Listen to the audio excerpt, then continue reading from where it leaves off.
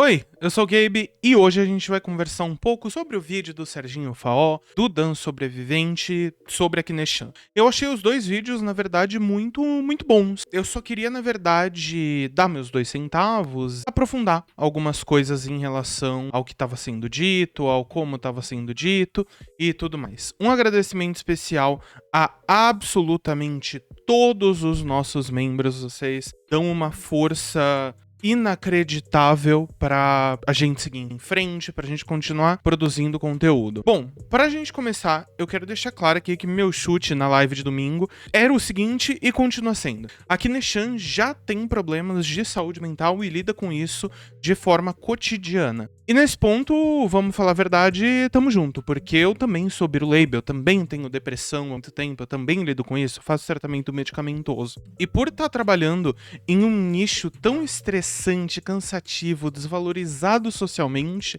pode ser gatilho para crises ou simplesmente piorar a saúde mental dela de modo geral. O trabalho sexual, seja vender pack ou a prostituição de rua em si, não é necessariamente um problema. As pessoas não falam que a prostituição é uma das profissões mais antigas do mundo à toa.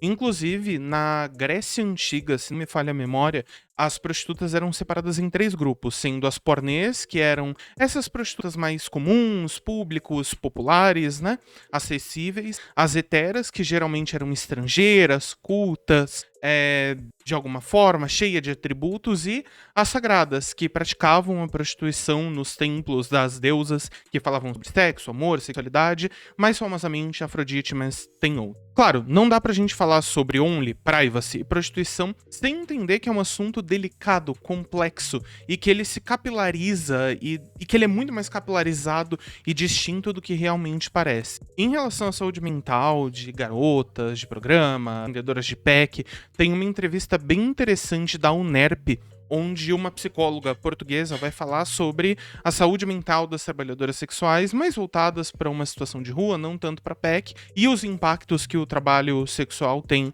Aí eu vou deixar um trecho da fala dela que eu acho bem importante. Somos realmente sujeitos a esta pressão social. Quanto mais houver julgamento associado ao que fazemos, mais fácil é nós elaborarmos uma crença mental em relação a nós próprios. Além disso, eu sei que eu sempre cito a Svetlana como referência pra muita coisa, porque pra mim sim, ela é uma das grandes referências ao falar sobre prostituição, PEC, OnlyFans, coisa do tipo, de forma responsável. No podcast do Thiago Santinelli, chamado Blue Pill, se não me falha a memória, ela e a Carolina Bonomi vão falar um pouco do preconceito que garotas de programa, prostitutas, enfim, pessoas que trabalham com PEC, sofrem até mesmo dentro da esquerda, que em teoria deveria ser mais tranquila com esse tipo de trabalho. Inclusive, tá aí o trecho. Quando a gente tá falando sobre o hate que a gente passa, é de às vezes pessoas que viram e falam assim: então, camarada, porque você, Svetlana, deveria estudar mais sobre o seu trabalho. Um trabalho que eu vivo há 7 anos, que eu estou em diversos meios e ainda eu tenho muito a aprender. Mas eu não tô só nessa bolha em que é uma trabalhadora sexual privilegiada, porque ela é branca, ela tá no apartamento dela gravando e não sei o quê. Eu sim, tenho os meus privilégios, tá? Mas dentro disso eu ainda não tenho os meus privilégios, porque ninguém trata trabalho sexual como trabalho. Agora, que a parte mais técnica, mais chata do assunto já foi passada, eu quero falar um pouco sobre a Kineshan em si e a situação dela. A Kineshan, assim como foi mostrado no vídeo do Serginho, assume que ela tem problema com tag, faz tratamento pra controlar e lidar com a situação. O vídeo do Dan não só olha pra ela e fala do job, puta, e acabou. Não. Ele traz questionamentos que em alguns pontos são válidos, quanto à pornografia, quanto à internet, quanto à saúde mental, quanto a vício. Claro que eu discordo de alguns pontos do vídeo e algumas questões pontuais que ele coloca ali, mas de modo geral foi um vídeo bem respeitoso e bem tranquilo. E o mesmo eu também digo no vídeo do Serginho. E é irônico, a Kineshan fala que quer processar as pessoas por falarem de coisas que ela mesma deixou pública. Isso não faz sentido nenhum. Se ela não quisesse que comentasse sobre esses assuntos ou especulasse em cima desse tipo de assunto, era só não ter publicado um story, vídeo, qualquer porra assim, sobre. Eu não sei se é algo que tem no Privacy, mas essas meninas que são influenciadoras do Privacy estão de sacanagem. Já é a segunda vez em uma janela pequeníssima de tempo e de uma forma razoavelmente parecida, com ameaças também parecidas. Claro, seria completamente diferente caso ela nunca tivesse falado sobre isso ou não tivesse postado sobre. Aí sim, a gente poderia conversar sobre ser especulativo, sobre qualquer coisa desse tipo. Mas ela não é essa a situação. Ela postou.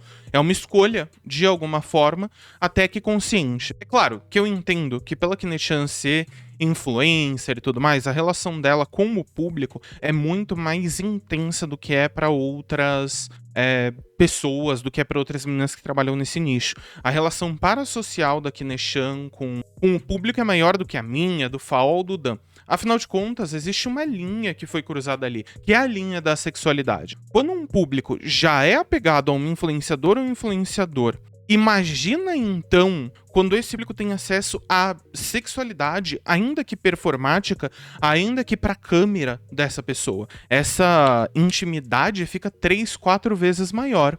É muito complexo, é muito complicado falar dessas coisas. Eu já ouvi relatos de uma influenciadora chamada Lia Bracho nos vídeos dela, que trabalha ou trabalhava com prostituição, eu não sei se ela continua no ramo, e são histórias de a pessoa faleceu durante o ato, ou até mesmo eu fiz um programa, fiquei conversando com a pessoa, ele ficou comigo por um tempo e dias depois eu descobri que ele foi de autoarrasta. É um nicho muito complicado e é um nicho que mexe com muitas vulnerabilidades. Inclusive, eu vejo relatos de pessoas que buscam prostituição, e eu vejo que são, em muitos casos, pessoas que são ou viciadas em pornografia, ou viciadas em sexo, ou até mesmo simplesmente